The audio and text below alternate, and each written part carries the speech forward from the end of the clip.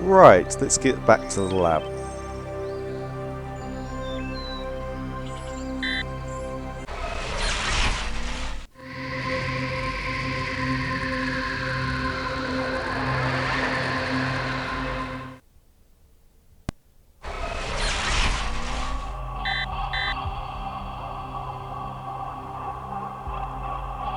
Alright, I was hoping this was a scroll wheel, but it's not, and I can't use the mouse wheel either, so we'll have to get back up to Arthur the old-fashioned way. Don't look at me. How'd you get there the first time? Look, if you run out of cheese, girl, just go back and buy some more. It's a tasty, fun treat for the whole family.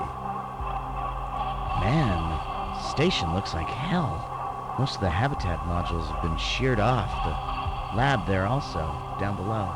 I'm just hanging by a thread. Amazing that I survived that hit. I guess I'm just thick-skulled.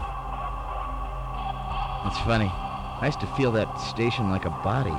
From inside, you don't get a picture of the damage. You just feel like limbs have been cut off. You try to twitch a finger and you get no response. It's kind of strange to see it like this.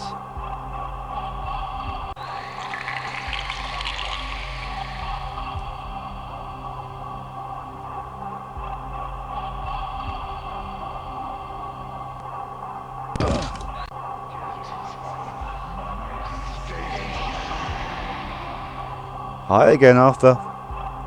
Well, somewhere under all that ceiling foam is the door to, well, what used to be the hydroponics module. Nothing special, just your garden variety greenhouse. Garden variety... sorry. The doc used to spend a lot of time in here, gardening. It's all automated, of course, so I'm not sure why he bothered, especially the way he set up all kinds of lockout routines to keep me out. I got on his nerves, he said. I have no idea what he meant, but I got the picture anyway that he wanted to be alone. Come on, let's move on. I don't think that there is much more we can do to the left, so let's head to the right. Alright. The passageway has been destroyed, so the only way we're going to get to the biomass processing room is through the asteroid. We're going to have to hurry, though, because it's all in vacuum and your oxygen reserve isn't going to get you very far. We'll have to take the atmosphere mining lift. Okay, the passageway is destroyed, so the only way to get to the sculptures is going to be to go through the asteroid. The airlock lift through this door will take us there. Pressure variance too great. Door may not be opened until pressure is equalized. The airlock on the other side must still be pressurized. That's why this door won't open. I can put out an audio override code to bypass the safety interlocks, but the rest will be up to you. Here goes. Emergency door release initiated. Please stand by.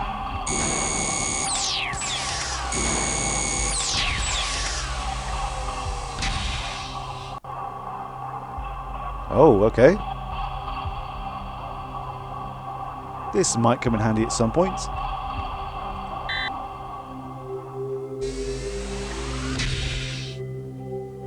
You're running really low on oxygen. There's a reserve hookup on the mining platform. If you hurry, you can make it there, and that should get you the rest of the way, if there's enough reserve left.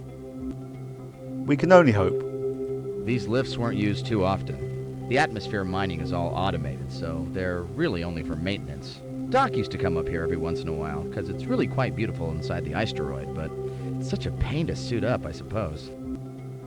Doc wanted to make this place self-sufficient, so he set all this up when he refurbished the station. It's a simple idea, really. You capture a large asteroid composed mainly of water ice, bore through the center, and set up a mining rig on a cable track. The ice is mined away from the inside out and melted at the junctions at either end, then pumped down to the atmosphere plant on the station proper. There, some of it's broken down into oxygen for breathable air and hydrogen for the attitude jets and backup generator. This is mostly why Doc decided to move the station into orbit near Saturn's rings. Here, there is an unlimited supply of asteroids, and considering the station's only supporting a crew of one, Doc would only need to replace it once every decade or so.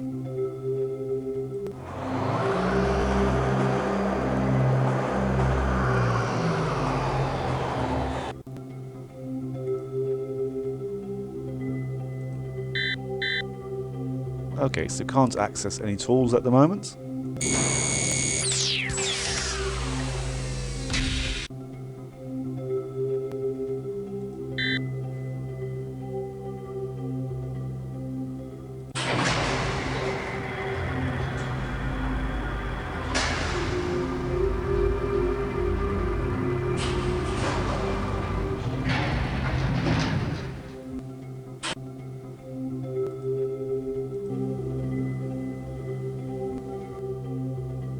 That's just a plug-in controller that we use to test the mining program. It runs a simple mining cycle on one of the remotes. We can only try.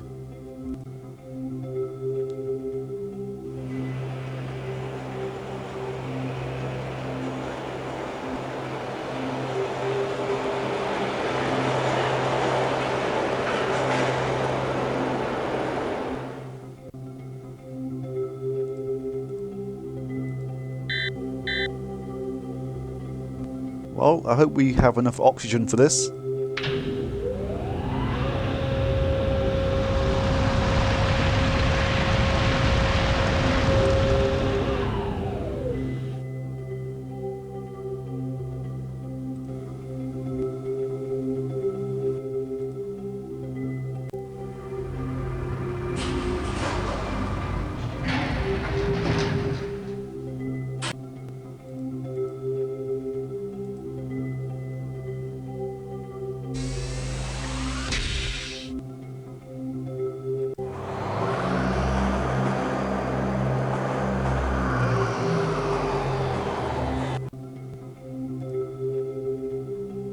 Pressure skins? Oh, okay.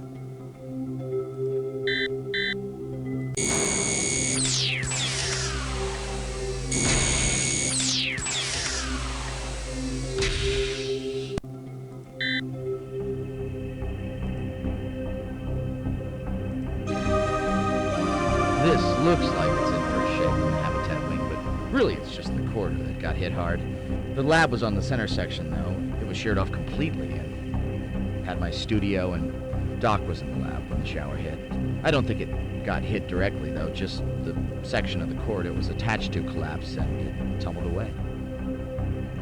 Still does not sound very pleasant at all.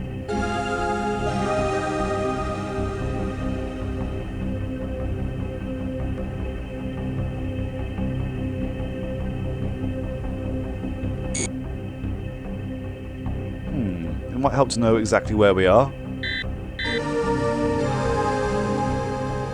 Ah.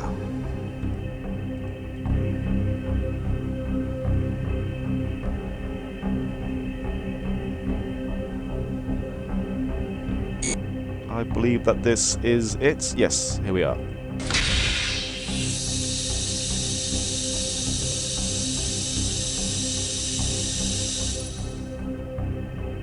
They're lovely.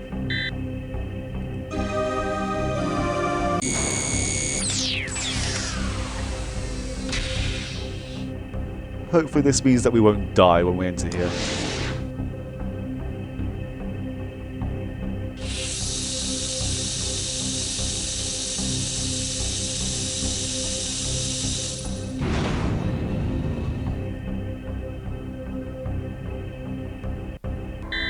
The other guy who was in here went around and interacted with all the sculptures like he was looking for the right one. Funny, he really seemed to know what he was doing. The one he eventually settled on is at Programming Station C.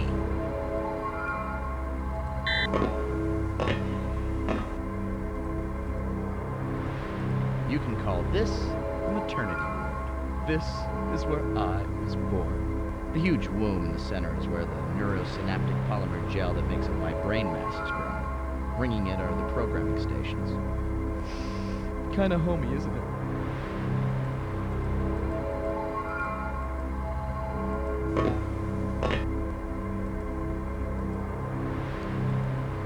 Can we actually view any of this? No, not at the moment.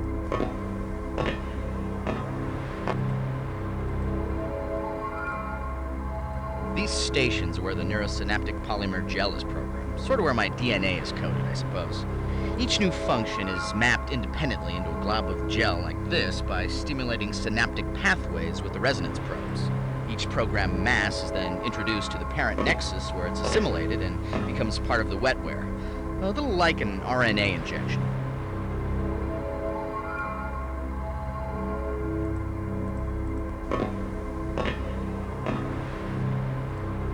Dr. Farnstein had set up a studio in the research lab where I could interface with a painting window. It was kind of important to me, things that I couldn't figure out, I just put to canvas. After the accident, I had a lot of things I wanted to work out, and the studio was just gone. I guess one day I sort of hit on the idea of using all of this raw material here. It gave me a lot of flexibility. It's a medium I'm familiar with. My own gray matter. Or green matter, I suppose. I guess I like the irony, too. The artist cannibalizing himself for his art.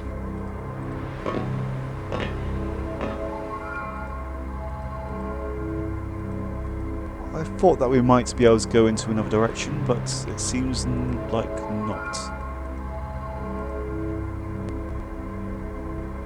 Oh. No, I don't want to go that way. Let's head back in.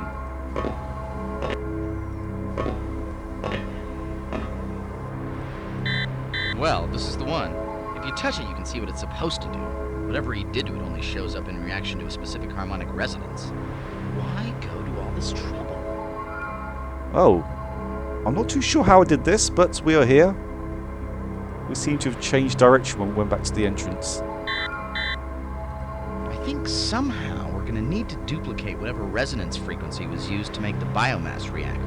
That's the only way we'll be able to record how the sculpture was changed. Why don't we try using the harmonic resonance generator? We could just run through the frequencies until we find one that stimulates the sculpture.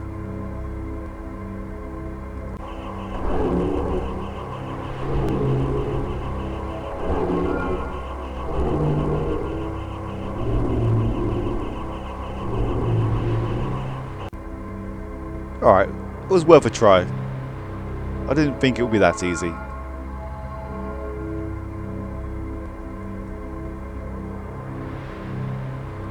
The harmonic resonance control is used to introduce specific three-dimensional resonance waves into the biomass.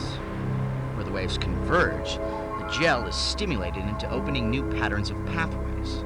Without inserting the probes, I suppose the sculpture would just be flooded by the resonance field. There's a chance that it might trigger an embedded response.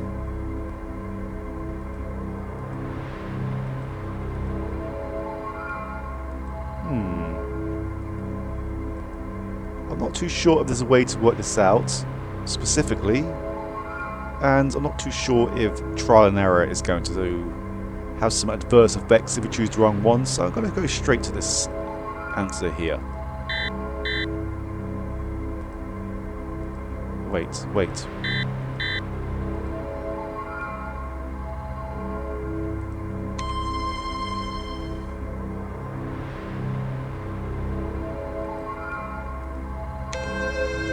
Ah, okay.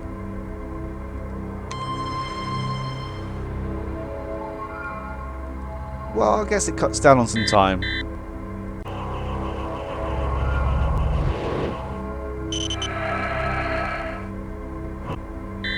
Okay, well, I guess that does it. You know, for so long I dreamed of getting out of here. But now that I've gotten my wish, it's kind of strange to think that I'll never be able to come back. I'm gonna miss this place. Hold me, Gage. We will leave here soon, but for the moment, let's do a little bit more exploration.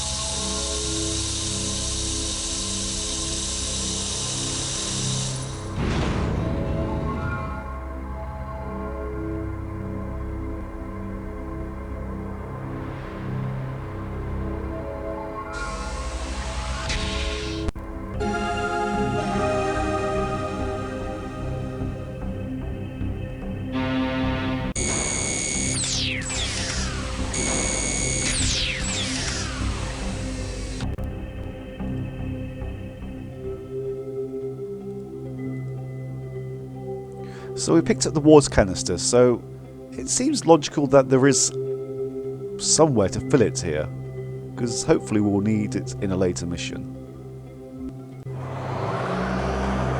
Well, I assume we do, as we've got it in our inventory.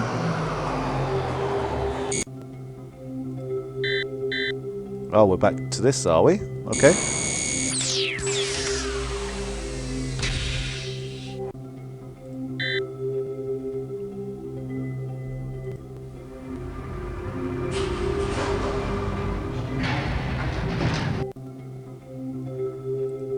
Maybe I should have done this earlier.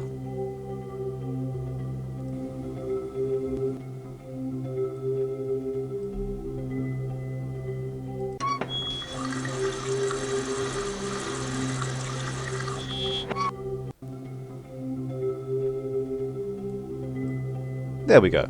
Oh, Okay, here's the reserve oxygen hookup.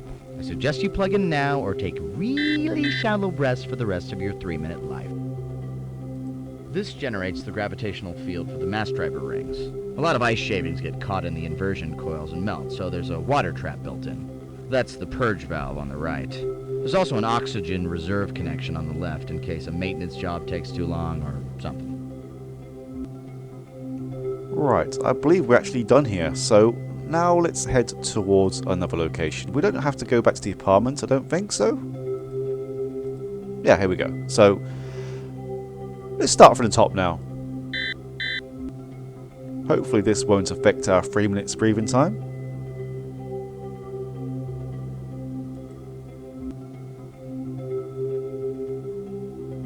This should be interesting.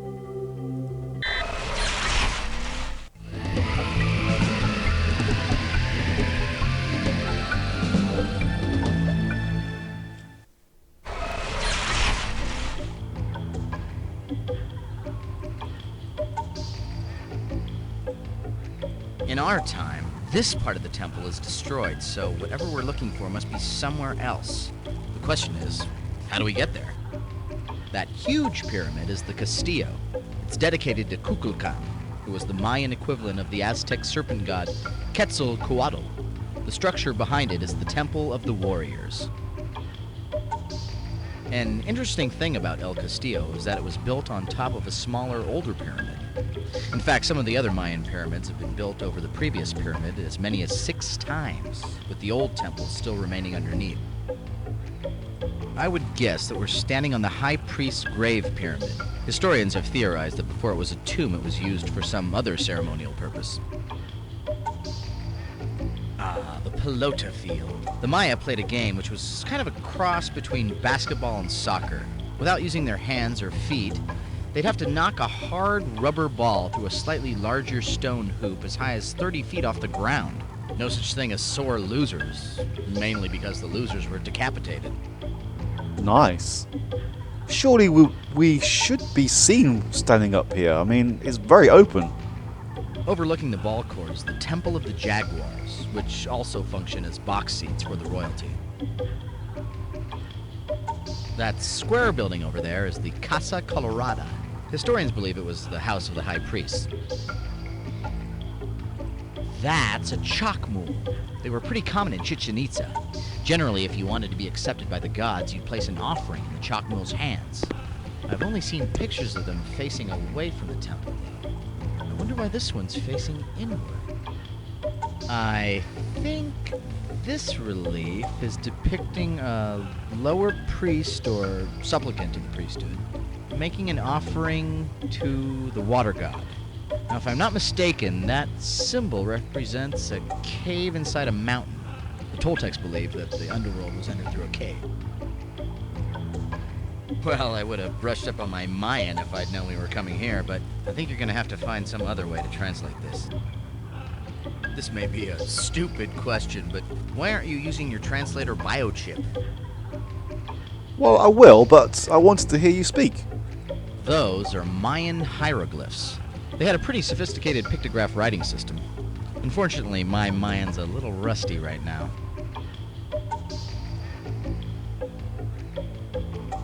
Oh, okay.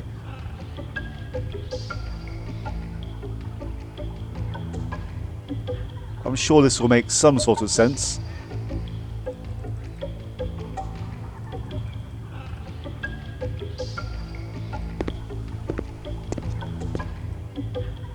That circular building is the Caracol, which means snail. The Maya built it as an astronomical observatory. They'd line up the sun and moon through rectangular slits in its walls to identify important days like the summer and winter solstices. Behind the observatory is the Casa de las Monjas, or nunnery. Yep, going forward is a very bad idea. I wouldn't suggest walking down there. The Maya weren't known for their hospitality. Gage, look at this. This is a representation of one of the 9 trials of the underworld. That's definitely Tezcatlipoca, the Toltec god of war. The legend says that when a person died, their soul would have to travel through 8 levels of the underworld en route to the Deadland. On each one, they'd have to pass a trial given by the god that ruled that level. After passing all of the trials, they'd be allowed into the Deadland, where they spend eternity without joy or suffering.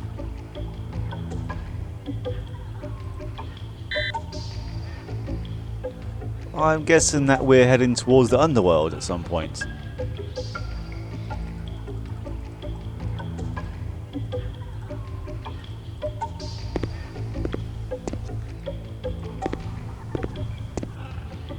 This is a little hard to see, but I think it's a depiction of a ceremony. It looks like a priest or supplicant is making an offering to a god.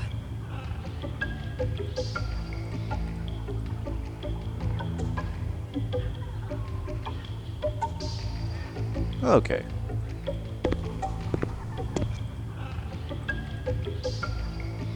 Looks like we are possibly done with the translation. Well, I'm sure we can go inside. Hi.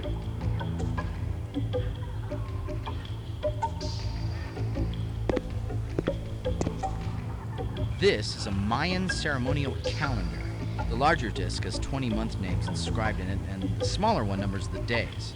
When they're spun, they make a month-day combination where they meet. If you do the math, that's 260 different combinations, each of which represent a day of the ceremonial year. Historians think that certain days of the ceremonial year were reserved for honoring the gods with human sacrifices, bloodletting, and other fun rainy day activities. Hey, what can you say? I guess the Mayans can be summed up with one simple word: fun.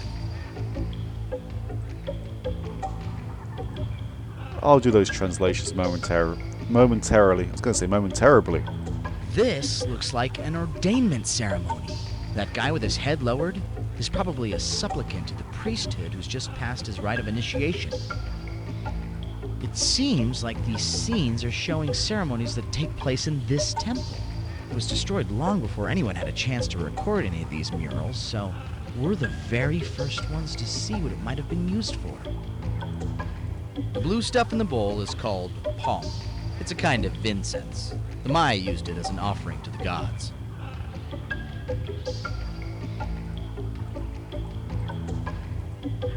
Considering that the priests are wearing their best jaguar hides, I'd say this scene is depicting a pretty important religious ceremony.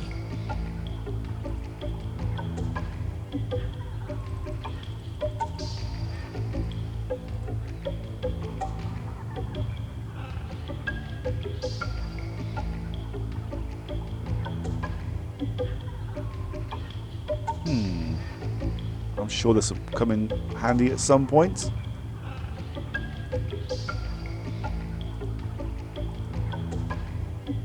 Okay, how do we come out? Oh, there we are. I guess we need to find out what the sacred day actually is.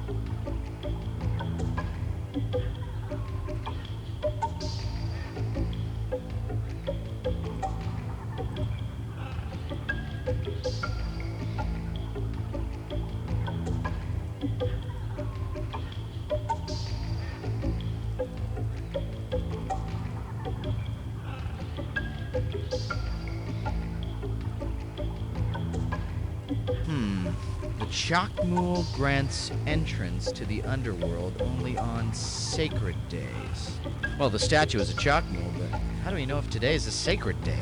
What happens to us if it isn't? Sacred days. Maybe setting the calendar will trigger something.